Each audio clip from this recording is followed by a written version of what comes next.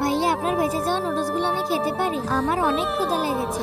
মা, ওইটা তো আমার এটো করা খাবার, দরকার হলে আপনি এগুলো রাখুন, তবুও আমাকে নুডলস গুলো খেতে দিন। আমি আপনার এটো করা নুডলস খেতে পারবো, কোনো সমস্যা নেই। তোমার ওই এটো করা নুডলস খাওয়া লাগবে না, আমি তোমাকে নতুন করে কিনে খাওয়াচ্ছি। সত্যি?